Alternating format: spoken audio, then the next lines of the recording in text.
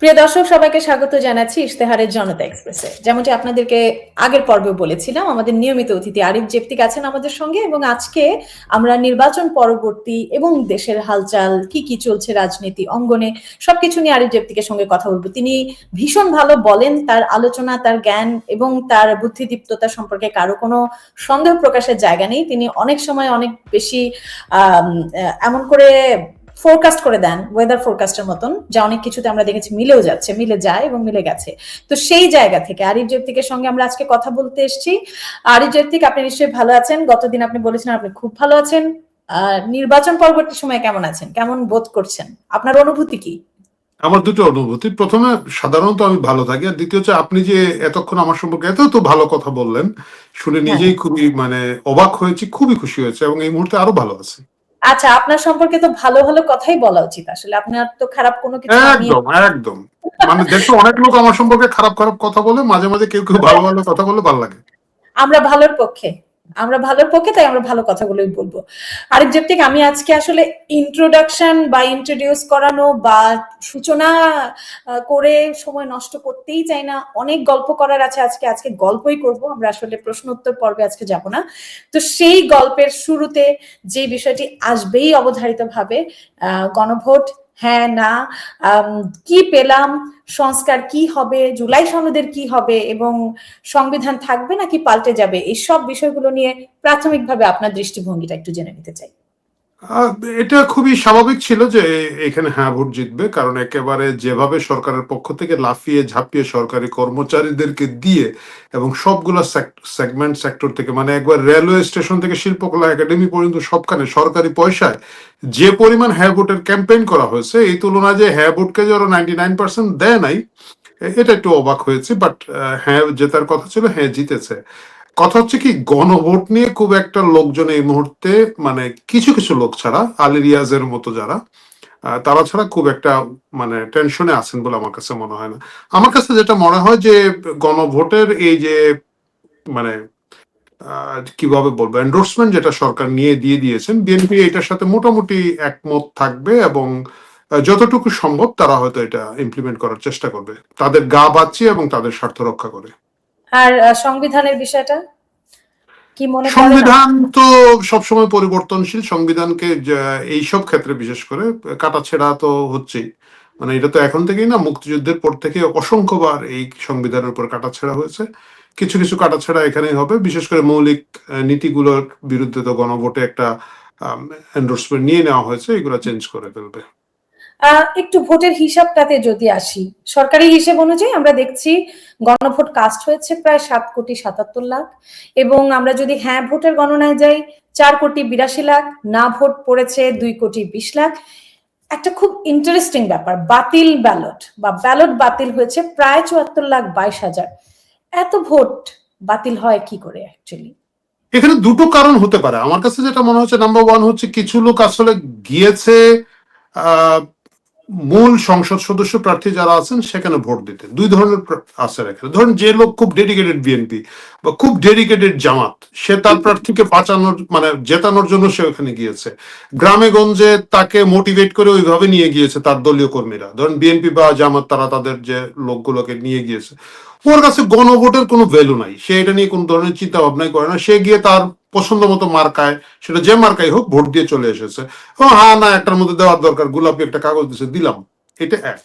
দ্বিতীয় যে জিনিসটা হচ্ছে, ধরেন প্রচুর আওয়ামী লীগ সমর্থক লোকজন গিয়েছে বলে আমার একটা ধারণা, বিশেষ করে ঢাকা শহরে এবং অন্যান্য জায়গায়। স্পেসিফিক আসন ওয়ারি যদি বোঝা যেত কতগুলো বাতিল হয়েছে, তাহলে দেখা যেত এরা, ধরেন, গিয়েছে জামাতের হাত থেকে বাঁচার জন্য। দ্য সেকেন্ড বেস্ট চয়েস কি হতে পারে? বিএনপি। বিএনপিকে ভোট দিতে গিয়েছে। এরা আবার ওইখানে হ্যাঁ না আর কোনো পক্ষই না, তারা ওইটাকে হয় ছিঁড়ে ফেলেছে, ফাজলামি করেছে, দুইটাতে সিল মেরেছে। এই সবকিছু মিলিয়ে এই পরিমাণ ভোট বাতিল হওয়াটা খুব অস্বাভাবিক মনে হচ্ছে না আমার কাছে। আচ্ছা, ঠিক আছে। আপনি আপনার যে প্রসঙ্গে আপনি কথা বলছিলেন যে প্রার্থীরা বা প্রার্থী বলছি, ভোটাররা ভোট কেন্দ্রে গেছেন, পছন্দের প্রার্থীকে ভোট দিয়েছেন, বেটার যাকে মনে করেছেন তাকে দিয়েছেন। আপনার কি মনে হয় যে নির্বাচনে ভোটারদের আচরণ মূলত কিরকম ছিল? তারা কি কোনো প্রার্থীর প্রতি আস্থা রেখেছেন, নাকি তারা আসলে পরিবর্তনের পক্ষে ভোট দিয়েছেন? কোনটা? যে বিষয়টা এরকম যে কে বেটার সেটা না, আমি আসলে কি পরিবর্তন চেয়েছিলাম, যে পরিবর্তন করে আসলে গত বছর থেকে এতগুলো সময় আমরা পার করেছি, আমরা পরিবর্তন চাই, সংস্কার চাই, তারা কি সেই সংস্কারের আশায় ভোট দিয়েছেন নাকি প্রার্থীকে পছন্দ করেছেন, কোনটা? এটা আমার কাছে খুব একটা, যে সংস্কার টংস্কার এগুলো হচ্ছে কি, খুব বেশি হলে যে যমুনাতে যারা গিয়ে ফ্রি খাওয়া দাওয়া করে তাদের যে টেনশন ছিল, বাংলাদেশের মানুষ আসলে এটা নিয়ে খুব একটা মানে এত উত্তেজিত ছিল বলে আমার কাছে মনে হয় না। একটা সেগমেন্ট আছে যারা ধরেন এটাকে খুব গুরুত্ব দিয়েছে, খুব আবেগের জায়গাটা তাদের আছে, আমি তাদের আবেগকে রেসপেক্ট করি, কিন্তু গণমানুষের মধ্যে ছিল কোন মার্কা জিতবে, মানে বিশেষ করে অনেক জায়গায় ধরেন ধানের শীষকে ভোট দিব বা দাড়িপাল্লাকে ভোট দিব, এর বাইরে আছে স্বতন্ত্র প্রার্থীরা ছিলেন, খুব স্ট্রং প্রতিদ্বন্দ্বিতা করেছেন এরকম কিছু স্বতন্ত্র প্রার্থী আছেন, বিশেষ করে বিএনপির বিদ্রোহী প্রার্থী যারা আছেন বিভিন্ন ধরেন, আমি যদি বলি পটুয়াখালীতে হাসান মামুন ছিলেন, রুবিন ফারহানা ছিলেন, তারপর সিলেটে চাকসু মামুন ছিলেন, এই ধরনের যারা শক্ত প্রার্থী যারা আছেন, আরো অনেকে তো জিতেছেনও, এই সবকিছু মিলিয়ে মূল মার্কাটার প্রতি একটা আগ্রহ ছিল, এবং এটা সাধারণ সংসদ নির্বাচনে যেটা হয় তাই ছিল। বিএনপির নেতাকর্মীদের মধ্যে একটা অতিরিক্ত উৎসাহ উদ্দীপনা ছিল, বা জামাতের মধ্যে ছিল, যেহেতু তারা বিগত কয়েকটা নির্বাচন আওয়ামী লীগ সরকারে থাকা অবস্থা যেগুলো হয়েছে সেগুলোতে তারা ভোট দিতে যান নাই, বর্জন করার চেষ্টা করেছেন, তাদের তো উৎসাহ উদ্দীপনা থাকবে, এবং তাদের তো একটা সমর্থক বেজ আছেই। তাহলে নির্বাচনের ফলাফল পরবর্তী সময় যে কথাটি আসলে আসবেই, এই প্রসঙ্গটি আসবেই যে নতুন সরকারের সবচেয়ে বড় চ্যালেঞ্জ কি, সেটা এই বিষয়ে আপনার কি ধারণা? আর সেই সঙ্গে আমি একটু যোগ করতে চাই যে এই নির্বাচনের ফলাফল কি বাংলাদেশের রাজনৈতিক যে সংস্কৃতি এতে কোনো পরিবর্তনের ইঙ্গিত দিচ্ছে, নাকি কি আসলে ঘটতে যাচ্ছে? কোনো ধরনের রাজনৈতিক পরিবর্তনের কোনো ইঙ্গিত দিচ্ছে না। জিনিসটা হচ্ছে যে একদল আগে ক্ষমতায় ছিল, এদেরকে উচ্ছেদ করে এই প্রসেসের মধ্য দিয়ে আরেক দল ক্ষমতায় এসেছে। এর বাইরে যারা এটার মধ্যে খুব একটা আশাবাদ দেখেন, তাদের রাজনৈতিক প্রজ্ঞাকে শ্রদ্ধা রেখে আমি বলছি এত আশাবাদী হওয়ার মতো কিছু নেই। একটা সময় আওয়ামী লীগ ছিল, এখন বিএনপি শাসন করবে। একটা সময় ধরেন আওয়ামী লীগের সময় রাজাকার বা মানে জামাতে ইসলাম পন্থী যারা আছেন তারা একটু চাপে ছিলেন, এরা এখন একটু ভালো স্পেস পাবেন। এর বিপরীতে যেটা হবে, বামপন্থীরা এবং যারা একটু প্রো 71 তাদের স্পেসটা একটু সংকুচিত থাকবে। বাট যেটা হবে যে ইউনূস সরকারের তুলনায় তারেক রহমান শাসিত যে সরকার হবে সেখানে ওদের স্পেসটা একটু বেটার হবে, কিন্তু মৌলিক কোনো রাজনৈতিক পরিবর্তন হওয়ার সম্ভাবনা এই নির্বাচনে নাই, মানে এটা আশা করে লাভ নাই। মানুষ আসলে এই নির্বাচন থেকে কি পেল তাহলে? মানে যে মানুষের নির্বাচন থেকে অনেক কিছু পেল, মানুষের নির্বাচন থেকে প্রথমে পেল ভোট দেওয়ার মতো একটা তৃপ্তি পেয়েছে তারা, মানে এই প্রথমবার সেটা যেভাবে আমরা দেখি, সেটা মেডিকুলাস ডিজাইন বলা হোক বা অনেক কথাবার্তা আমরা শুনি যে নাহিদের আসন, জামাতের আমিরের আসন, বিভিন্ন আসনে কম্প্রোমাইজড হয়েছে, হতে পারে, কিন্তু মূল যে জিনিসটা হয়েছে যে মানুষ মনে করছে যে আমার ভোটে একজন প্রার্থী জিতেছেন। আমি আমার এলাকায় তো প্রচুর খোঁজখবর নিচ্ছি যে অনেক লোকের কাছে এই ফিলিংসটা আছে যে আমার ভোটের একটা মূল্য হয়েছে, আমাকে একটা দাম দিয়েছে, আমার বাসায় এসে লিফলেট দিয়েছে, আমার একটু সালাম আদাব করেছে। এটাও কিন্তু খুব মানে গুরুত্বপূর্ণ একটা বিষয়, মানে মানুষের যে তার যে আমার মতামতের একটা ভ্যালু আছে, তার মতামতের হয়তো কোনো ভ্যালু নাই, কিন্তু সে যে ফিল করে তার মতামত দিলে এটাকেই আমরা কিন্তু মানবিক মর্যাদার জায়গাটা যদি বলি, যেটা মানে মুক্তিযুদ্ধের অন্যতম একটা অঙ্গীকার, সে মানবিক মর্যাদার জায়গাটা কিন্তু এটা ইটস গুড ফিলিংস, যে মানুষ মনে করছে যে আমার ভোট ম্যাটার করে, আমার কথা তো শুনছে, আমি তো জিতছি বা আমি হারছি। ইটস এ বিগ অ্যাচিভমেন্ট ওই জায়গায় চিন্তা করলে। আপনি বলছিলেন আপনার প্রসঙ্গে যে এনসিপি নাহিদ কিংবা জামাতের আমিরের আসলে আপনি একটা কম্প্রোমাইজের কথা তুলছিলেন, কিন্তু আমরা অন্যদিকে যেটা দেখতে পাচ্ছি যে নির্বাচনে ইউনূসের পার্টি বলা হয়ে থাকে এনসিপির ভরাডুবি হলো কিনা, এবং সেই সঙ্গে জামায়াতের ভোট পেয়েও এমপি হতে পারেনি এনসিপির বেশিরভাগ প্রার্থী। এই পুরো বিষয়টা অনেকটা এককভাবে নির্বাচন করলে মনে হয় একজনও পাশ করতো না, এরকম কথা আমরা বলতে শুনি। কিভাবে আপনি দেখেন আসলে? এক্স্যাক্টলি, কিন্তু আমার কাছে মোটেও ভরাডুবি মনে হচ্ছে না। আমি বরঞ্চ উল্টো এখানে এনসিপি কে সাধুবাদ জানাই। তাদের চমৎকার একটা পলিটিক্যাল ডিসিশন ছিল, তারা জামাতের সাথে গিয়ে জোট করেছে। জামাতের সাথে জোট করে তারা 6 জনকে তারা জিতিয়ে আনতে পেরেছেন। কিন্তু যদি জামাতের সাথে তারা না থাকতেন তাহলে সেটা হতো না। এভারেজ এক একটা মানে প্রার্থী এনসিপি তখন কেউই জিততেন না আসলে। আপনি এর একটা উদাহরণ দেখতে পারেন সারোয়ার তুষারের বিষয়টা। সারোয়ার তুষারের ওইখানে কিন্তু একটা ছায়া জামাতি দাঁড়ানো ছিল, মানে দাঁড়ানো আছে, বসে যাচ্ছে, পরের দিন দাঁড়াচ্ছে, পরের দিন সারোয়ার তুষারের সাথে গিয়ে মিছিল করছে, আবার বসে যাচ্ছে। এটা মানে গোপনীয়তা এবং এর মধ্যে দিয়ে জামাত রেখেছিল। সারোয়ার তুষার ওইখানের মধ্যে 14,000 ভোট পেয়েছেন। একটা জিনিস মনে রাখতে হবে যে সারোয়ার তুষার একজন কেন্দ্রীয় নেতা, তিনি এনসিপির অন্যতম বড় ইন্টেলেকচুয়াল এবং তার প্রচুর মিডিয়া প্রেজেন্স ছিল গত 1-1.5 বছর, যেটা খুব হেল্প করে মানুষকে নির্বাচনের ক্ষেত্রে। সেটা কিন্তু তার ছিল, কিন্তু শেষ পর্যন্ত তিনি 14,000 ভোট পেয়েছেন। আমার একটা ধারণা হচ্ছে যদি জামাতের সাথে না যেত, এনসিপি মোটামুটি সব জায়গায় এরকম 14-15,000 ভোট ক্যারি করতে পারতেন। অনেক নেতা, অনেকে হয়তো কম পেতেন, কিন্তু বিজয়ী আমি হাসনাত আবদুল্লাহ এবং আরেকজন আছেন মাংস মাসুদ, হান্নান মাসুদ, এই হান্নান মাসুদ এবং হাসনাত আবদুল্লাহ সম্পর্কে আমার একটা ধারণা ছিল যে একক নির্বাচন হলো তাদের একটা সম্ভাবনা আছে। হাসনাত আবদুল্লাহর বিষয়টা হচ্ছে ওইখানে বিএনপির প্রার্থীর নমিনেশন যেহেতু চলে গিয়েছে, সেখানে তার সুযোগটা তৈরি হয়। আর মাসুদ সাহেব তার এলাকায় হাতিয়ায় প্রচুর চেষ্টা করেছেন কাজ করে, খুবই মানে স্পেসিফিক কিছু জায়গা তিনি টাচ করতে পেরেছেন। এই দুইটা আসনের বাইরে এককভাবে অন্যখানে তারা প্রতিদ্বন্দ্বিতায় আসতে পারতেন না। মানে এটার একটা উদাহরণ কিন্তু আপনি নিতে পারেন তাসনিম জারার ক্ষেত্রে। হ্যাঁ, তাসনিম জারা বিরাট মিডিয়া হাইপ, বিশাল মিডিয়া হাইপ, এবং ওনার সোশ্যাল মিডিয়া ফলোয়ার এবং অন্যান্য জিনিস যদি দেখেন, উনি নিজেই তো একটা প্রতিষ্ঠান ওই জায়গায়। উনি কিন্তু দ্বিতীয় হন না, উনি তৃতীয় হয়েছেন। মানে ওইখানে যে দ্বিতীয় হয়েছে ওনার নাম কিন্তু আমরা কিছু জানি না, মানে আমি অন্তত পক্ষে এখনো মনে করতে পারছি না, কিন্তু দ্বিতীয় হচ্ছেন এনসিপির একজন প্রার্থী জামাতের সাপোর্ট থাকার কারণে। কারণ এবারের নির্বাচনটা ভাগ ছিল বিএনপি ভার্সেস জামাত। সো ওইখানে এনসিপি তৃতীয় হিসেবে যেটা হতো, এই চরমোনায়ের পীর সাহেবের মতো হয়তো একটা বা দুইটা পেতে পারতেন, এর বেশি কিছু আশা করি না। এই তুলনায় তারা ভালো করেছেন। ঠিক আছে, আপনি বলছেন যে হাসনাতের আসন নিয়ে আপনি একটু কথা বলছিলেন এবং তাকে একটা ভূয়সী প্রশংসায় ভাসতে দেখছি আমরা। সংবাদ মাধ্যম বলেন, সোশ্যাল মিডিয়া বলেন, সব জায়গায় বলা হচ্ছে এই প্রথম কেউ 116টির মধ্যে 116টি আসন জিতেছে। কিন্তু আমি আসলে একটু জানতে চাই, আমার জানা বোঝার সীমাবদ্ধতা থাকতে পারে, গণপরিষদের জসিমউদ্দিন উল্লেখযোগ্যভাবে ঠিক কতখানি রাজনৈতিক প্রজ্ঞার অধিকারী, বা তাকে রাজনৈতিকভাবে হাসনাত আবদুল্লাহর সঙ্গে বিট করার মতন যথেষ্ট, মানে এই সময় এসে দাঁড়িয়ে হাসনাত আবদুল্লাহ কি একই ক্লাসে একজনই ভালো ছাত্র, সে ফার্স্ট হয়েছে, বিষয়টা এরকম, নাকি অনেকের মধ্যে তাকে অনেক কম্পিট করতে হয়েছে? না, উনি একটা ক্লাসে উনি ফার্স্ট হয়েছে, এটার মধ্যে কোনো দোষের কিছু না। এটা মানে হচ্ছে মানে ধরেন আমি খেলতে নেমেছি, আমার প্রতিপক্ষ খেলতে আসে নাই, কোনো একটা কারণ আসে না, আমি ওয়াক ওভার পেয়েছি, কিন্তু এর মানে যে আমার যোগ্যতা কম তা তো না। আমার তো পরীক্ষাই হয়নি। হাসনাত আবদুল্লাহ সেই পরীক্ষাটা হয়নি, উনি সৌভাগ্যবান আমি এই ক্ষেত্রে বলবো, কারণ হচ্ছে মুন্সির এগেনস্টে ওনার নির্বাচন জেতাটা চ্যালেঞ্জিং ছিল। আর পরবর্তীতে বিএনপি জোট যাদেরকে সমর্থন দিয়েছেন, আমি কেন্দ্রীয়ভাবে এত সমর্থন দেখিনি, এবার স্থানীয়ভাবে দিয়েছেন বা মুন্সি সাহেব দিয়েছেন, এ তো প্রার্থী না। মানে এত তো আপনি একটা নির্বাচন কিন্তু ফার্স্ট করতে পারেন না।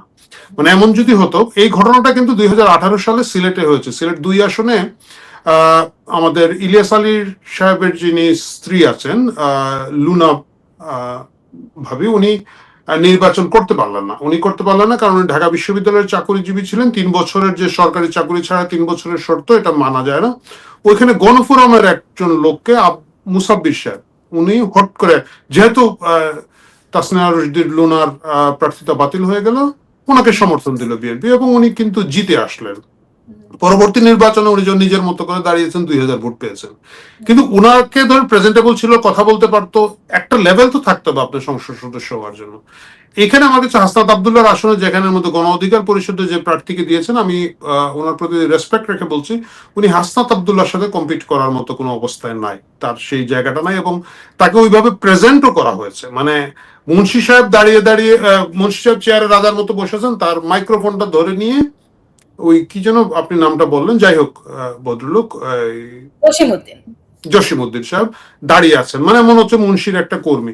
জনগণের এত ঠেকা পড়ে নাই, জনগণের এত ঠেকা পড়ে নাই যে আপনার কর্মী মুডের লোকজন, আমি ডিউ রেসপেক্ট, তাকে ভোট দেবে। এবং হাসনাত আবদুল্লাহর আরো কিছু অ্যাডভান্টেজ ছিল, আপনি যেভাবেই দেখেন তাকে, অনেক লোক পছন্দ অপছন্দ করতেই পারেন, তাকে কিন্তু জুলাই বিক্রি করে ধান্দাবাজি করতে আমি অন্তত শুনি নাই, সত্যি কথা। মানে অনেকের আয় রোজগার এবং ওদের হুট করে বাড়িঘর, একটা সময় গ্রামের সবচেয়ে বাজে বাড়ি, এটা থেকে হঠাৎ করে 9 বিঘা জায়গার উপরে বাড়ি, এরকম গল্প শুনেছি। হাসনাত আব্দুল্লাহ সম্পর্কে কিন্তু এগুলো শোনা যায় নাই, তো তার ইমেজটা ভালো। আচ্ছা, তার ইমেজ ভালো, তাকে আমরা বেশ বলতে শুনছি যে হাদি যা যা বলে গেছে সেই স্বপ্ন উনি বাস্তবায়ন করবেন এবং সংসদে গিয়ে সবার ঘুম হারাম করে দেবেন, যেহেতু হাদি বলেছিল ঘুম হারাম করে দেওয়ার কথা। তো তার ইমেজ ভালো, তার সবকিছু হয়তো ঠিক আছে, দেখা যাক সংসদে তিনি আসলে কেমন করেন। এনসিপির নেতারা সবাই ফেসবুক লাইভে আসতে শুরু করলেন। আপনি নিজেও আপনার একটি পোস্টে লিখেছেন যে বাঘ হঠাৎ করে বিড়াল কেন হয়ে গেল। আমরা সার্জিসকে লাইভে আসতে দেখেছি এবং আমরা দেখলাম যে তাদের উপর হামলা হচ্ছে এই মর্মে তারা অভিযোগ করছেন। হান্নান মাসুদের কথা আপনি বলছিলেন, তাকে আমরা আফসোস করতে শুনেছি যে তার নেতাকর্মীদের পিটিয়ে হাসপাতালে পাঠিয়ে দেওয়া হচ্ছে। একটু আমি জানতে চাই, নেতাকর্মীদেরকে জেলে না পাঠিয়ে হাসপাতাল কেন পাঠাচ্ছে?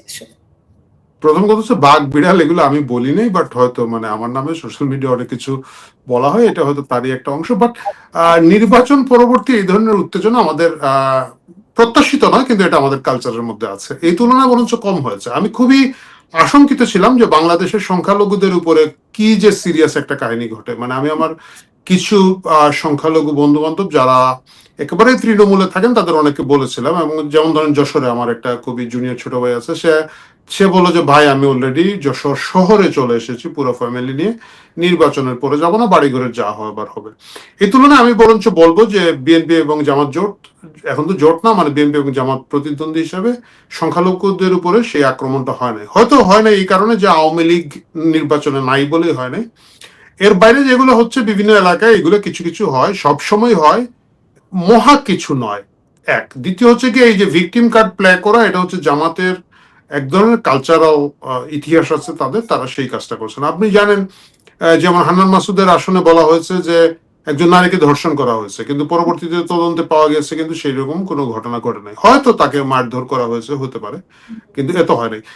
নির্বাচন পরবর্তী কিছু কিছু সহিংসতা যেটা হচ্ছে, এটা খুব মাত্রা ছাড়া হয়েছে বলে আমার কাছে মনে হয় না। এটা খুব একটা অস্বাভাবিক নয়, প্রত্যাশিত নয়, কিন্তু অস্বাভাবিকও নয়।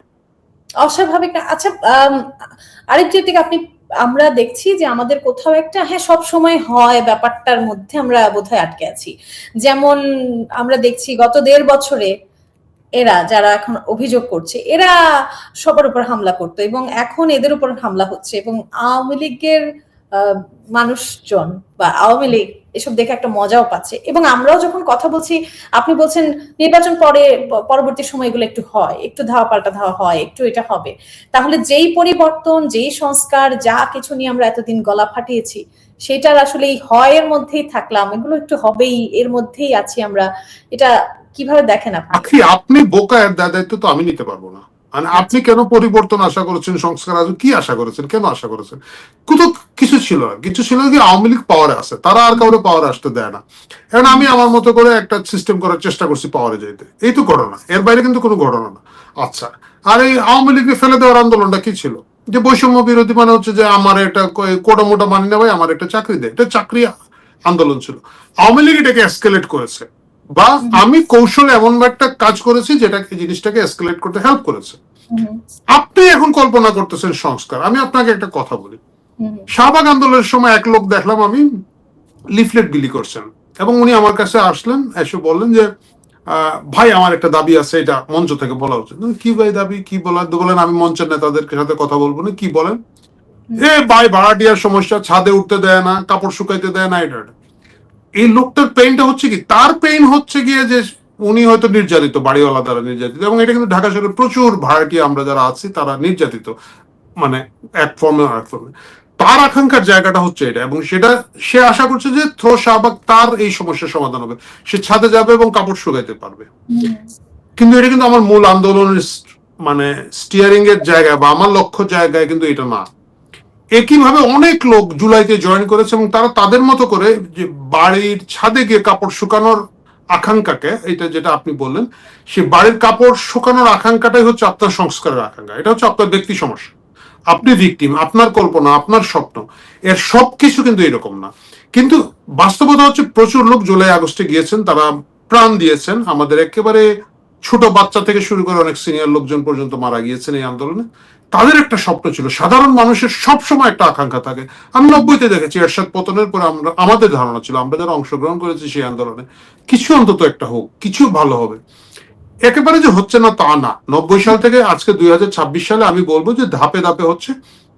বাট গণতান্ত্রিক প্রক্রিয়া উত্তরণ, সংস্কার বলেন বা একটা সুস্থ স্বাভাবিক সমাজ ব্যবস্থা যেতে হলে একটা দীর্ঘস্থায়ী ধাপে ধাপে প্রক্রিয়া, সেটা হবে। আপনি রাতারাতি পরিবর্তন আশা করে লাভ নেই, কিছু আশা করি পরিবর্তন তো হচ্ছেই এবং সেটা ধরেন হবে।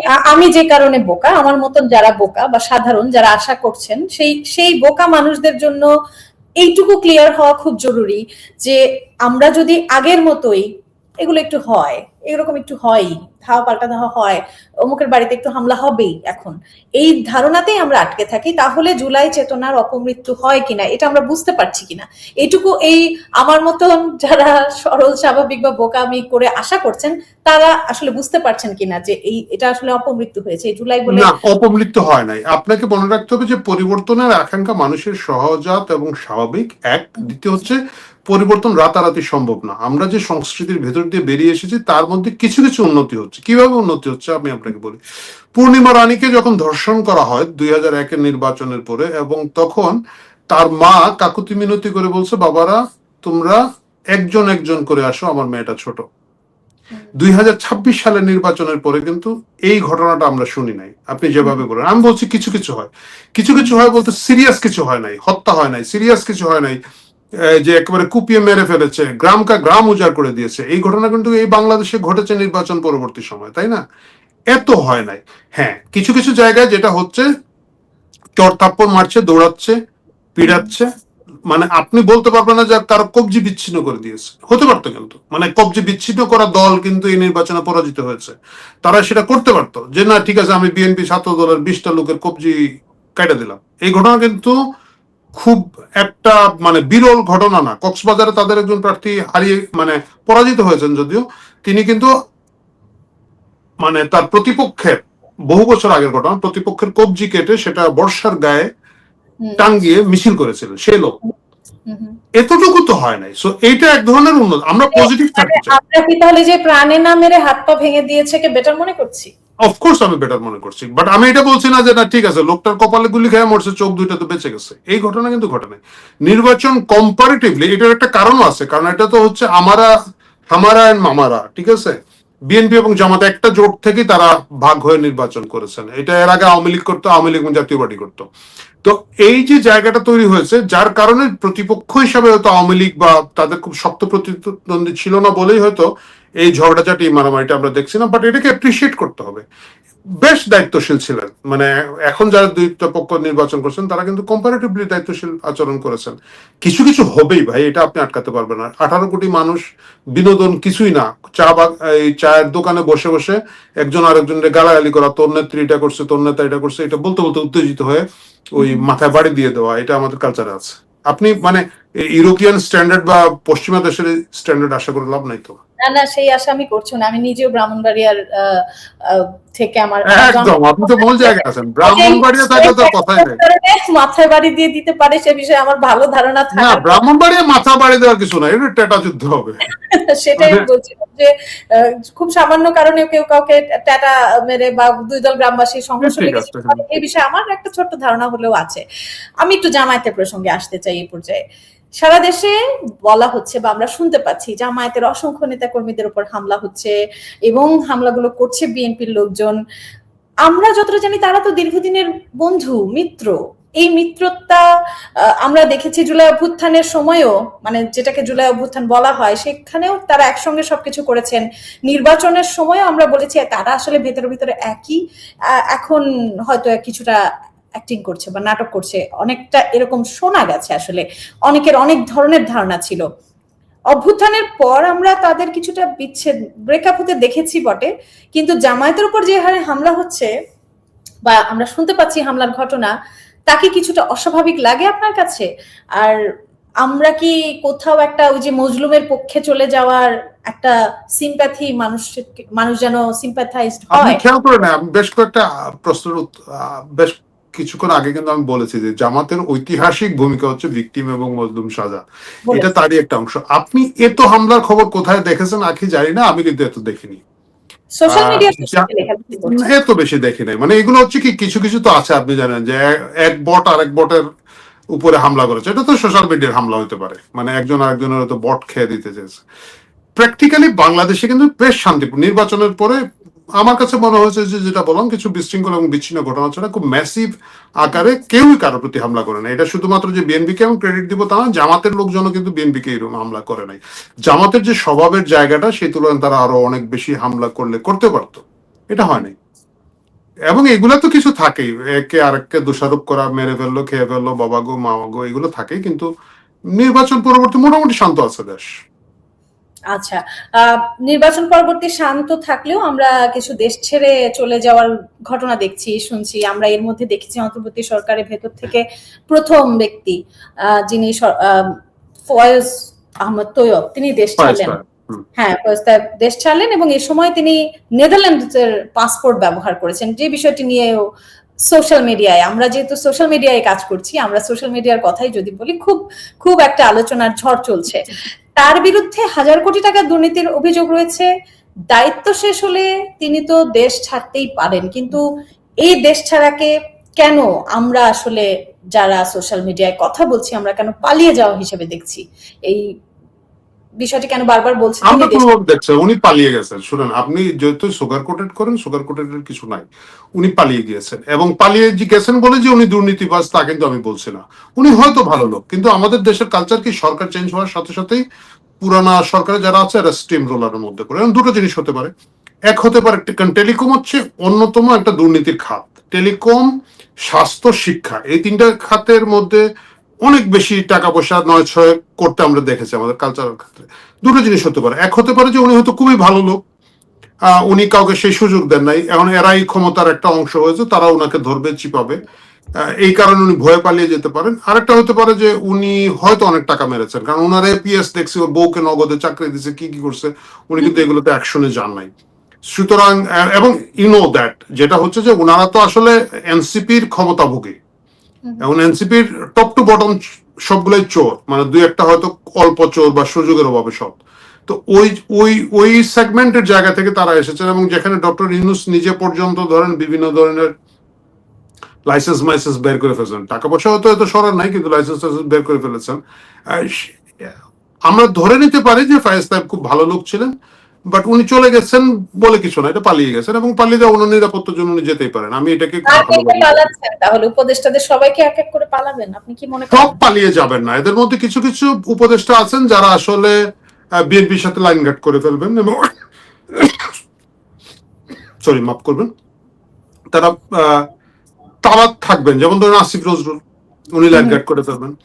পৃথিবীর সবচেয়ে মানে এমিবা, তেলাপোকা এবং সারোয়ার ফারুকি, এই তিনজন সবসময় টিকে থাকবেন, সুতরাং তিনি যাবেন না। উনি আবার দরকার হলে ওনার বউরে দিয়া, মানে অভিনেত্রী তিশাকে দিয়ে হয়তো খালেদা জিয়ার বায়োপিক বানা ফেলাবেন, ইটস পসিবল, মানে এটা তার ওনাদের চরিত্রে আছে।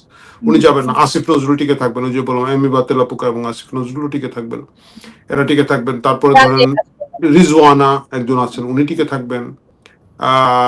এরা অনেকে, এরা এরা আমার কাছে মনে হয় যে পালিয়ে যাবে। আরেকজন আছেন না আমাদের, এই মানে ওই যে জাসদ থেকে জামাত হয়েছে কে, একজন হচ্ছে শফিক, আর আরেকজন আছে উপদেষ্টা আদিলুর, ওনার নাম। হ্যাঁ, উনি যাবেন না, কারণ যেহেতু উনি আসলে ওই মানে জামাতের লোক, উনি যাবেন না। সো এরা হয়তো যাবেন না। আবার অনেকে আছে একটু, অনেকে তো বৃদ্ধ বৃদ্ধ বেচারা, ওনারা যাবেই কি আর থাকবে কি, এত বেশি যাবে না। মুশকিলটা হচ্ছে কি, এদের অনেক এপিএস টেপিএস বা অন্যান্য নিয়োগকারী যারা আছে তারা হয়তো চলে যাবেন। কিছু কিছু লোক আছেন যারা আসলে যাওয়ার যোগ্যতাই রাখে না, আমি নাম বলতে চাই না, যে প্রেস সেক্টরে দিয়েছে কিছু কিছু লোকজন আছে। এখন আপনারা হয়তো বলবেন যে আমি মাহবুব মুর্শিদ বা এদেরকে তো মেইন করছি, আমি কোনো স্পেসিফিক লোক বলছি না, এদের সে যোগ্যতাই নাই, এরা হয়তো জানাই না পাসপোর্ট কোথায় করতে হয়, এরা যাবে না, এই টাইপের আর কি। আপনি সৈয়দা রেজওয়ানার নাম বলছিলেন, একটা প্রসঙ্গ আজকে থেকেই আসলে খুব চাওর হয়েছে, বা তার একটি কথায় যে তিনি বলেছেন এই সময়ের মধ্যে কোনো সাংবাদিককে জেলে যেতে হয়নি অন্তত, এবং এটা নিয়ে অনেকে বিরোধিতা করছেন, বা বিরোধিতা করার মতন যথেষ্ট কারণও আছে। আপনি কিভাবে দেখেন তার এই বক্তব্যকে? তার বক্তব্যকে আমি ক্ষমতার যে সাধারণ মানে একজন উপদেষ্টা এরকমই বলবে, এটার মধ্যে আমি কিছু দেখি না। মানে এরা এরা আসলে খুবই স্মার্ট মানুষ। এরা কিন্তু দেখেন আওয়ামী লীগের বিপু সাহেবের সকল সম্পত্তি কিন্তু এখন ভোগ করতেছে ওনার স্বামী। আপনি দেখেন, মানে আওয়ামী লীগের ডাইরেক্ট বেনিফিশিয়ারি এরা কিন্তু, তাই না? কিন্তু এখন কেয়ারটেকারের ও বেনিফিশিয়ারি। আবার ধরেন আমরা শুনেছি যে ওনার পিতৃপুরুষের মধ্যে কেউ কেউ মুক্তিযুদ্ধ বিরোধী ছিলেন, অনেকে বলে রাজাকারের নাতনি বা কিছু, আমি জানি না আসলে। কিন্তু সেক্ষেত্রে যেটা হচ্ছে কি, তখন দেখা যাবে যে উনি আবার পরবর্তী সরকারও ভালো থাকবেন, ওনারা ভালোই থাকবেন এবং ভালো থাকার ক্ষেত্রে এইসব কথাবার্তা বলতেই পারেন। এখন যেমন ধরেন এখন যদি আমি বলি যে আনিস আলমগীরকে কেন গ্রেফতার করা হচ্ছে, উনি বলবেন যে হাদি যেদিন মারা গেছে ওই লোক নেহারি খায় লাইভ করেছে। হ্যাঁ, তো নেহারি খাওয়ার অপরাধে আপনি তো সাংবাদিকতা বলতে পারবেন। এবং আনিস আলমগীর কিন্তু প্রফেশনাল জার্নালিস্ট না, উনি কিন্তু একটা মানে জার্নালিজম পড়ান একটা বিশ্ববিদ্যালয়, এখন আর প্রফেশনাল জার্নালিজম। এখন উনিও তো এটা বলবেন। মুজাম্মেল বাবুর কথা বলবেন যে ওটা তো আওয়ামী লীগের দোষর হিসেবে গ্রেফতার হয়েছে, সাংবাদিক হিসেবে না। সাংবাদিকের এমন যে লোক পান্নাকে গ্রেফতার করে, পান্না গ্রেফতার হয়েছে কারণ আরেক পান্না ওনারে গ্রেফতার করে দিয়েছে। আহমেদ কি কারণে গ্রেফতার হলেন? কে? ফারজানা রূপা, শাকিল আহমেদ, তারা কি সাংবাদিক দোষর হিসাবে গ্রেফতার হয়েছে, না তো সাংবাদিক হিসাবে গ্রেফতার হন নাই। আপনি যদি কাউকে কিছু মানে আপনি যদি বলেন যে সাংবাদিক হিসাবে গ্রেফতার হয়েছে, আপনি তো খুঁজেই পাবেন না। এরা শ্যামল দত্ত কেন গ্রেফতার? প্রেস ক্লাবের একটা মানে উনি তো নির্বাচিত সেক্রেটারি, মানে হচ্ছে যে বাংলাদেশের সাংবাদিক সমাজের একটা বড় অংশের দ্বারা উনি নির্বাচিত। এবং এটা কিন্তু শ্যামল দত্তের অনেক সমালোচনা থাকতে পারে, কিন্তু প্রেস ক্লাবে যে উনি আসলে ইলেক্টেড এই বিষয়ে কোনো সন্দেহ নেই। তো উনি গ্রেফতার। উনি একটা ভোরের কাগজের মধ্যে পত্রিকা, মানে একসময় আমিও একটা স্টাফ ছিলাম, একসময় এটার সার্কুলেশন প্রায় 2 লাখের উপরে ছিল, এখন বোধহয় 2000ও না। ওটার সম্পাদক, উনারা কেন গ্রেফতার করা হচ্ছে? উনি তো সাংবাদিক না, সাংবাদিক হিসাবে না, আওয়ামী লীগের দোষর হিসাবে। অভিযোগ কি? অভিযোগ হবে গিয়া ধরেন বরগুনার কোন একটা জুলাই যোদ্ধা হত্যা মামলার হতো আসামি, আই ডোন্ট নো। এখন 200-250 সাংবাদিকের নামে এই কিছু একটা দেওয়া আছে, অভিযোগ দেওয়া আছে। মুন্নি শাহকে মব করা হচ্ছে, কি কারণে করা হচ্ছে? মুন্নি শাহ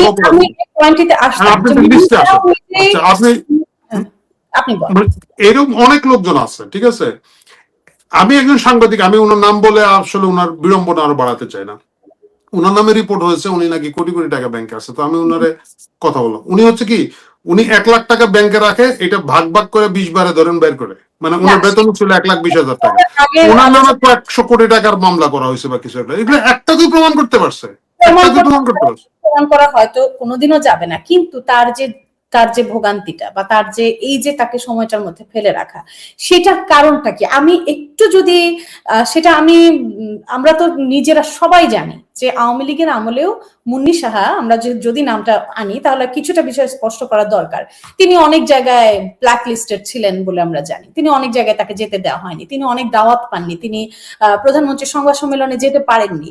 তাহলে তাকে দোষর ট্যাগ দিয়ে মব করে তাকে হত্যা মামলায় জড়িয়ে এই যে জুলাই পরবর্তী একটি ঝামেলায় তাকে ফেলে রাখা, তার জীবনকে একেবারে, এটার মধ্যে আওয়ামী লীগের কোনো, এটা কমপ্লিট একটা ভুল ধারণা আপনাদের। না সেটা না, উনি কি করে দোষর হলেন? তিনি তো অলরেডি আমি এটাই ব্যাখ্যা করতে চাচ্ছি। এটার সাথে আসলে দোষর হচ্ছে একটা চিহ্নিত করা, দূষণের কিছু না। আপনি 14 ডিসেম্বর যত বুদ্ধিজীবী মারা গিয়েছেন ঢাকা শহরে, যাদেরকে হত্যা করা হয়েছে, মারা গেছে বলবো না, শহীদ হয়েছেন যারা, হত্যা করা হচ্ছে, এদের মধ্যে একটা মেজরিটি সংখ্যক কিন্তু বামপন্থী ছিলেন। এরা কিন্তু আওয়ামী লীগকে ডিজোন করেছেন, মানে আওয়ামী লীগের সাথে এদের কিছু না। ওনারা বামপন্থী, বাট ওনারা প্রগতিশীল, ওনারা তখন তো মুক্তিযুদ্ধ চলছে, ওনারা বাঙালির মুক্তি সংগ্রামকে সমর্থন করছেন, ওনারা বাঙালি সংস্কৃতিকে সমর্থন করছেন। এদেরকে কি ট্যাগ করা হয়েছে? এদেরকে তো আপনি অন্য কিছু বলে হত্যা করা হয় না, এদের কিন্তু আওয়ামী লীগের দোষর হিসেবেই হত্যা করা হয়েছে। এখন আপনি সেই 14 ডিসেম্বর থেকে যদি আপনি জুলাই 24-এ আসেন, আগস্ট, সেপ্টেম্বর, অক্টোবরের 24-এ আসেন, সেই একই গোষ্ঠী যারা ইসলামী ছাত্র সংঘ করতো তারাই তো এখন সরকারে। আচ্ছা, এখন তারা যদি সরকারে হয়, ওই তাদের পিতৃপুরুষ বা তারা যাদেরকে এর আগে হত্যা করেছে আওয়ামী লীগের দোষর বলে, তাদের কাছে তো ওই একই ফর্মুলা আছে। তারা তো মুন্নি শাহ বা জাহেদুল হাসান পিন্টু বা আরো অনেক সাংবাদিক, যাদের সাথে আওয়ামী লীগ কোনোভাবে বেনিফিশিয়ারি না, কিন্তু এরা মুক্তিযুদ্ধের কথা বলেছে, এরা বাঙালি সংস্কৃতির কথা বলেছে, স্বাধীনতার চেতনার কথা বলেছে, এরা উগ্র ডানপন্থী লোকদের দ্বারা নারী নির্যাতন, নারী অধিকার সংকুচিতের বিরুদ্ধে সারা জীবন তাদের স্ট্যান্ড, তাদের নীতিগত অবস্থা। তাদেরকে আপনি কি বলে, মানে আপনি ইউ ক্যানট কিল মুন্নি সাহা যে সে একটা নারী প্রগ্রেসিভ সাংবাদিক হিসাবে 90 দশকের শুরু থেকে ফাইট করে যাচ্ছে, এইটা বলে আপনি তারা হত্যা করতে পারবেন না। তাকে আপনি হত্যাযোগ্য করতে পারবেন, তাকে আওয়ামী লীগের দোষর বলতে পারবেন। এখন যদি বলেন আওয়ামী লীগ থেকে ও কি পাইছে, আমি জানি না। ওকে এমপি হয়েছে না, ওকে এটা উপজেলা ভাইস চেয়ারম্যান হয়েছে না, ওকে আওয়ামী লীগ থেকে 5 টাকা খাইছে না, তাহলে কি 1988 সালে সে শেখ হাসিনার সাক্ষাৎকার নিয়েছিল বা কিছু একটা আপনি কইলেন, এটার সাথে এটা কোনো সম্পর্কই নাই। 14 ডিসেম্বর ঢাকা শহরে যাদেরকে হত্যা করা হয়েছে এরা তো আওয়ামী লীগের নেতা কর্মী না। এরা যদি আওয়ামী লীগের নেতা কর্মী হইতো ওরা তো ইন্ডিয়া গিয়া মেঘালয়ে গিয়া বন্দুক চাপতো ভাই, ওইখানে ট্রেনিং নিত। এরা সুশীল বুদ্ধিজীবী সমাজ ছিল, কিন্তু এদের একটাই দোষ ছিল, এরা বাঙালিকে মানে বাঙালিত্বকে ওন করেছিল। এই একই ঘটনা এখন ঘটছে, যাদেরকে আপনি স্পেসিফিক 2-4টা লোকের বাইরে আপনি বলতে পারবেন না এরা কিভাবে কেন আওয়ামী লীগের দোষর হইল, এরা কি করছে আওয়ামী লীগের পক্ষে। হ্যাঁ, আপনি বলতে পারেন যে আওয়ামী লীগের পক্ষে এরা বয়ান দিছে, কথা বলছে, অমুক সারিকে টকশো বলছে, এটা তার ডেমোক্রেটিক অধিকার। আপনি যদি জামাতের পক্ষে বলতে পারেন, সে আওয়ামী লীগের পক্ষে বলতে পারে, আর সিপিবির পক্ষে বলতে পারে, একটা হাত পাকা মার্কা ইসলামী আন্দোলনের পক্ষে বলতে পারে, এটা তার জেলে দেওয়ার জন্য কিছুই না। এটা আপনি তাকে এই জন্য নির্যাতন করার জন্য কিছু না, তাকে আপনি মব তৈরি করে মানে হেনস্থা করবেন, এটা হতে পারে না। কিন্তু এটা হচ্ছে বিকজ মুক্তিযুদ্ধের পরাজিত শক্তি সরকারে থাকলে এটাই হবে। আমরা এই বিষয় নিয়ে আমাদের আসলে আমার কাছে মনে হয় এই বিষয়গুলো নট অনলি মুন্নিশা, প্রত্যেকটা সাংবাদিক কি কি কারণে আসলে এই যে সৈয়দা রেজওয়ানার কথার পরিপ্রেক্ষিতে আমার কাছে আমার ইচ্ছে হয় যে আমি প্রত্যেকটা সাংবাদিকের নাম নিয়ে আসি, যে কেন, সে কেন, বা তারা কেন এভাবে হেনস্থার শিকার হচ্ছেন। আমার মনে হয় এটা আমরা অন্য আরেকদিন আলোচনা করব। আমাদের তো খুব বেশি লম্বা করার সুযোগ থাকে না অনেক সময়, তারপরেও আমি আজকে একটু নির্বাচনেই থাকতে চাই। আমরা আমাদের আলোচনায় কিংবা নির্বাচন পরবর্তী সময় আমরা দেখছি সবার মধ্যে একটা কিন্তু সাধারণ জনগণের মধ্যে আমরা ভাবছি আচ্ছা ঠিক আছে, বেশ ভালোই নির্বাচনটা মিটে গেছে এবং জামাত ক্ষমতায় আসেনি, এটা বোধহয় একটা কোথাও স্বস্তি দিচ্ছে অনেককে, বা একটা উৎসব মুখরতা বললেও ভুল বলা হবে না, ছিল একটা আনন্দ ছিল ওই নির্বাচনকে ঘিরে। কেউ কেউ বা অনেকেই বলছেন এটা একটা ঐতিহাসিক নির্বাচন হয়েছে, এত বছর পরে মানুষ ভোট দিতে গেছে, এটা একটা ঐতিহাসিক নির্বাচন। এই ঐতিহাসিক নির্বাচন আমরা যদি ঐতিহাসিক ধরেও নেই, এর কাঠামোগত পরিবর্তন কি হয়েছে নাকি শুধুই ক্ষমতার রদবদল হয়েছে, এই বিষয়ে আপনি শুরুর দিকে বলছিলেন যে হ্যাঁ একদল গেছে আরেক দল আসবে, এটা কোনো এমন কিছু না, কিন্তু যারা বলছেন এটা ঐতিহাসিক নির্বাচন হয়েছে, বাংলাদেশের নতুন জন্মদিন, বাংলাদেশের নতুন জন্ম হয়েছে এই দিনের মাধ্যমে, কেমন করে আপনি সেটা বিশ্লেষণ করবেন?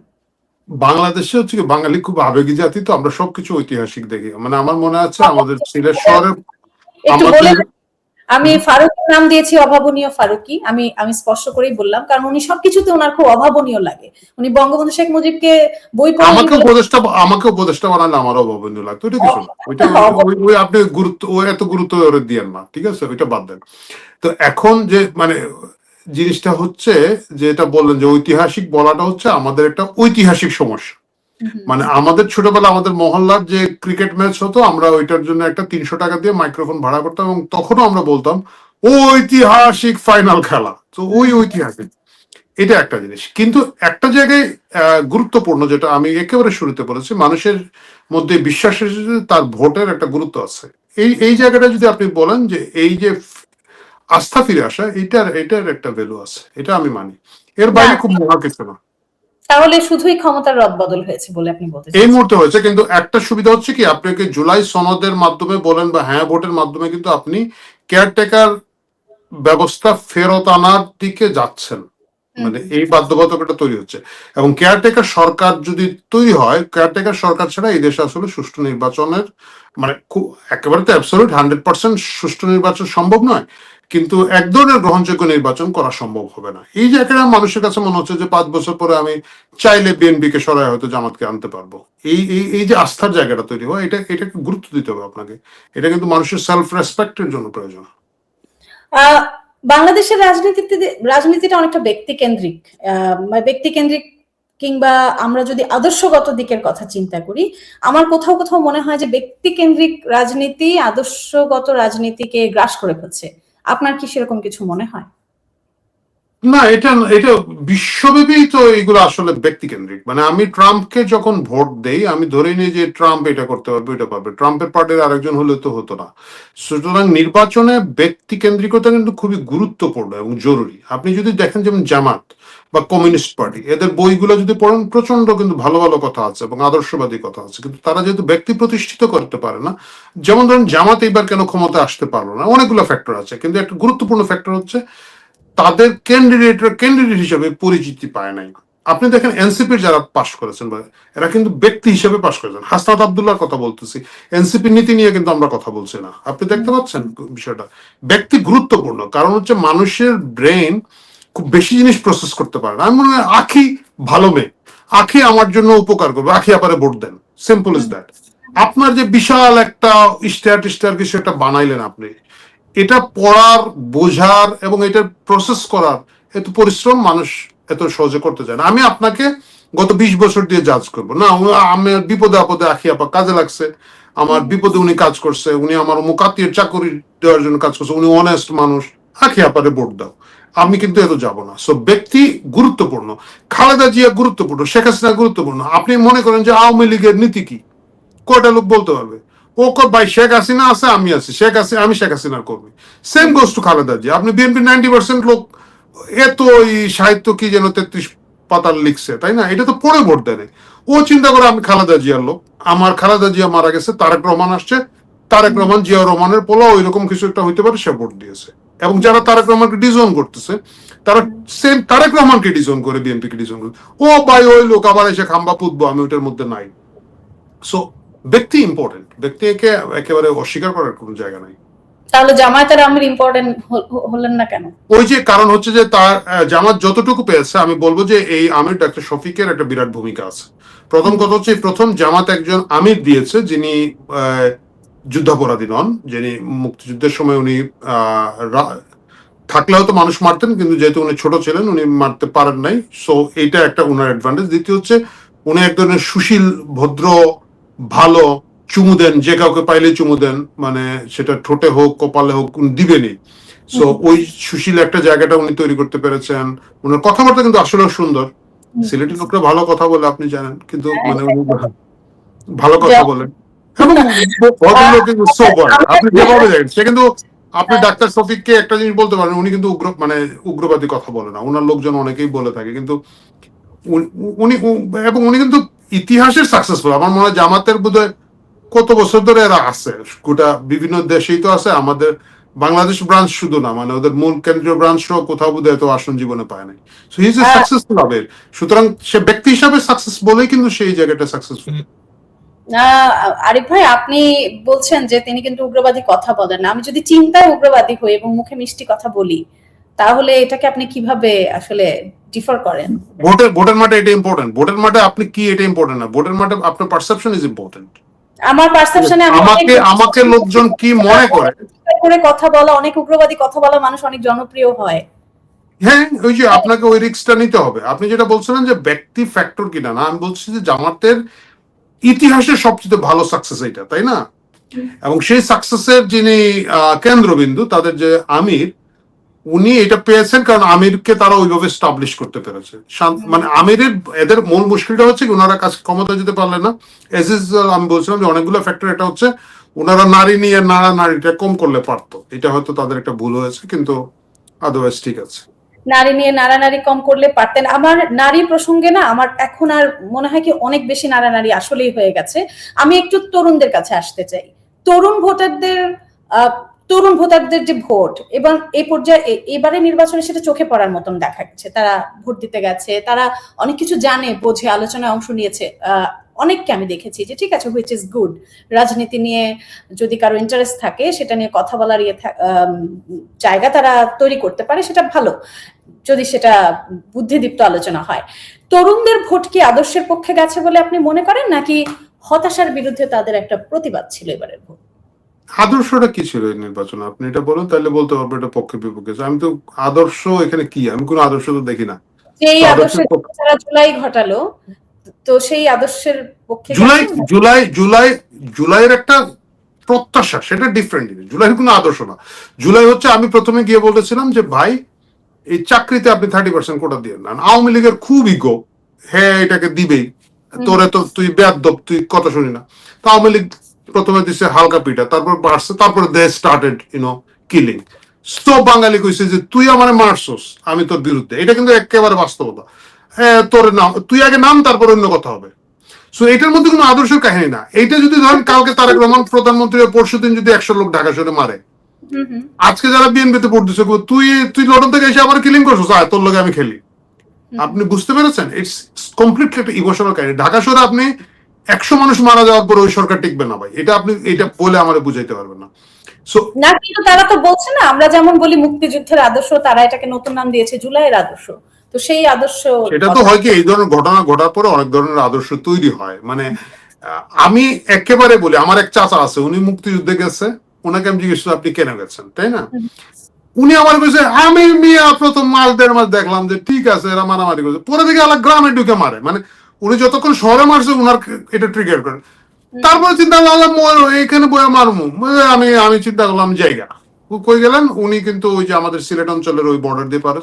আমি চিন্তা করছি তুই বাইজা থাকলে তুই আমার মারবি, আমি তোর মারুম, দেখুন কে জিতে। ভেরি সিম্পল হিসাব ওনার জন্য, ঠিক আছে? উনি কিন্তু বীর মুক্তিযোদ্ধা এবং উনি সিলেট শহর দখলের প্রথম যারা মারা গেছেন রিসেন্ট, আমার ওই চাচা শহরে প্রথম যারা ল্যান্ড করেছিলেন, he is one of them. ওনার ইমোশনটা হচ্ছে কি তুই আমার মারছস, এনাফ মাইরা ফেলাইছস, আমি তোরে মারতেছি। এটার আপনি দেখবেন যে এটার এক ধরনের প্রত্যাশা মানুষের সাবকনসিয়াস মাইন্ডে থাকে। জুলাইতে আমরা যারা দেখেছি, যাদেরকে যারা নেমেছেন, তাদের সাবকনসিয়াসে ছিল যে দেশে একটা নির্বাচন হোক, সিস্টেমেটিক চলুক, দুর্নীতি মুক্ত হোক, এই পরিমাণ চুরি লুটপাট লুটতরাজের বিরুদ্ধে ভাবুক, এই প্রত্যাশাটার জায়গাটা তো অবশ্যই তাদের ছিল, আমি সেটাকে রেসপেক্ট করি। কিন্তু সেইটার উপরেই যে এইবারের নির্বাচন নির্ধারিত হয়েছে সেটা আমি মনে করি না। ইউনূস সরকারের বিদায় নিয়ে একটু আসি, আমাদের আলোচনার সময়টা একটু সংক্ষিপ্ত হয়ে এসছে। আমরা খুব ঝটপট কিছু বিষয় আপনার কাছে একটু জানতে চাই যে তাফসিল ঘোষণার পর থেকে আমরা দেখছি ইউনূস সরকারের উপর থেকে আলো সরে গেছে, কেউ তার খবর রাখেনি এবং বিদায়ের ঘন্টা তো তার বেজেই গেছে, বা তিনি দেশের মানুষ তাকে আসলে কিভাবে মনে রাখবে? ইউনূসকে নিয়ে দেশের মানুষের ভাবনা কি, তাকে মনে রাখার পেছনের কারণগুলো কি কি, বা মনে রাখবে কিনা আদৌ? আমার কাছে মনে হয় খুব ভালোভাবে তাকে মনে রাখবে না।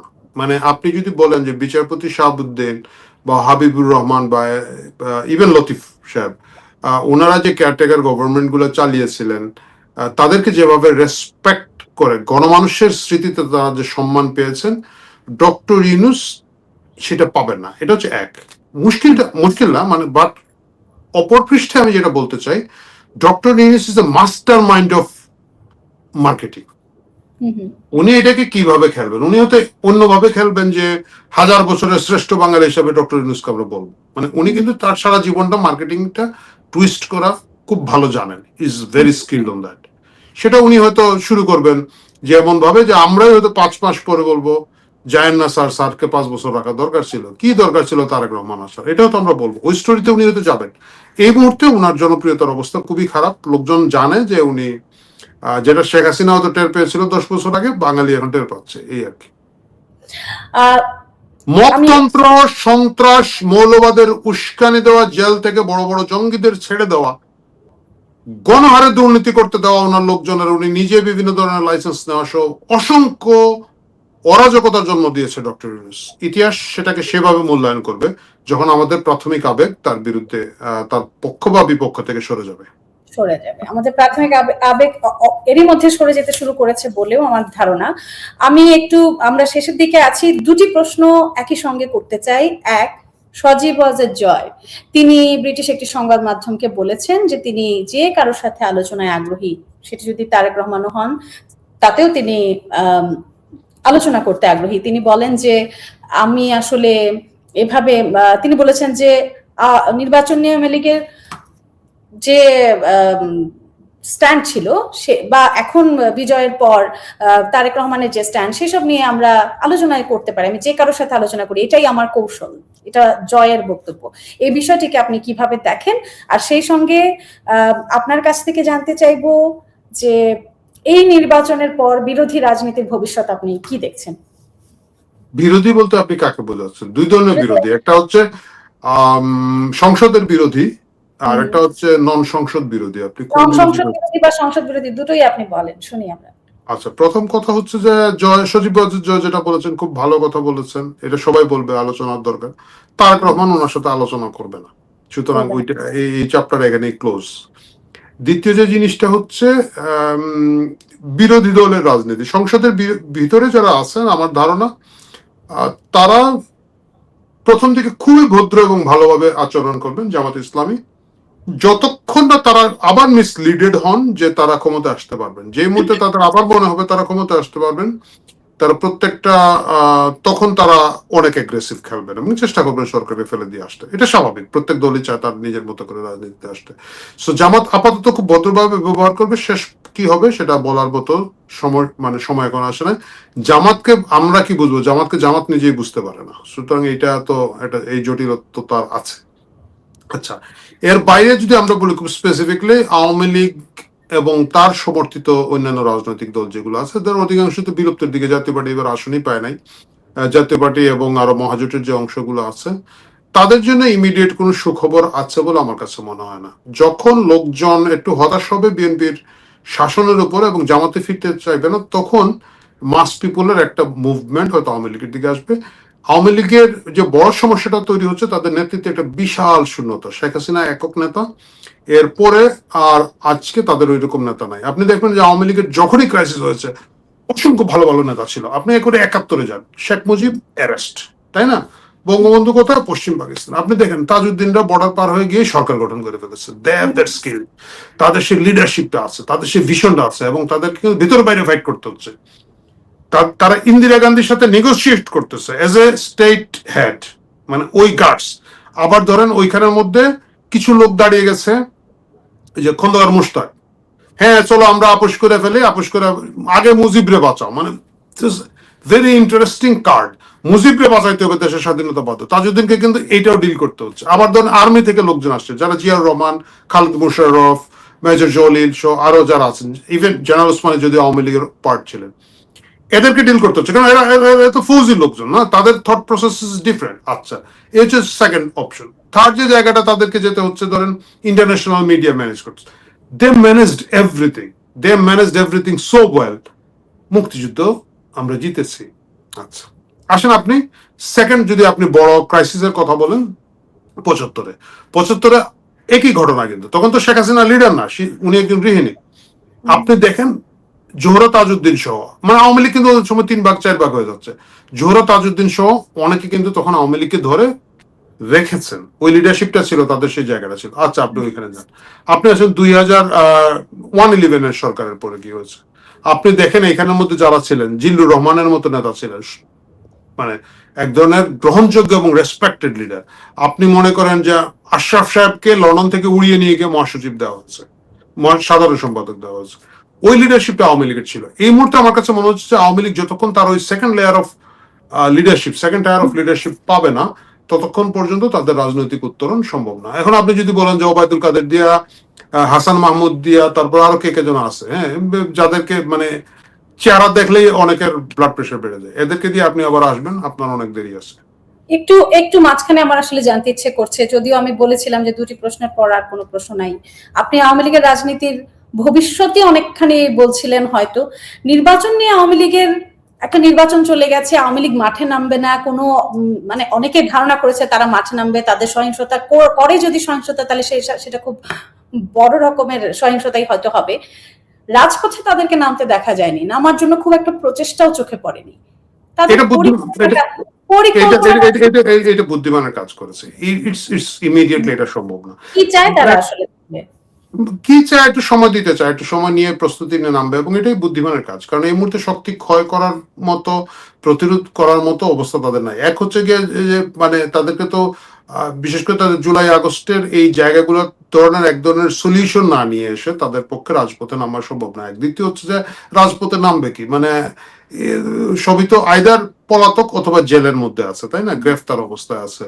তাদের প্রায়, আমি যতটুকু শুনেছি, 1.5 শতাধিক সাবেক এমপি জেলের মধ্যে আছে, এবং এরা নিয়মিত মারা যায়, মানে জামিন পায় না, জামিন পাইলে গেটে বেরোলে আবার অ্যারেস্ট করে আবার ঢুকায়, এবং আসিফ নজরুল নিজে দেখভাল করতেছে যে যাতে কোনোভাবে এরা জামিন না পায়। তারপরে তো একেবারে গ্রাউন্ড নাই, এগুলোর জামিন দিতে বাধ্য হয়, আবার জেলখানা থেকে অ্যারেস্ট করে। তো এই মধ্যে ওরা কি প্রতিরোধ করবে? রাস্তায় নামে কি মানে মরবে নাকি? ওই বুদ্ধিমানের মতো কাজ করেছে ওরা। বয়কটের একটা ডাক দিয়েছে, ওই ডাক আসলে খুব একটা কাজে আসে নাই, কিন্তু ইটস ফাইন।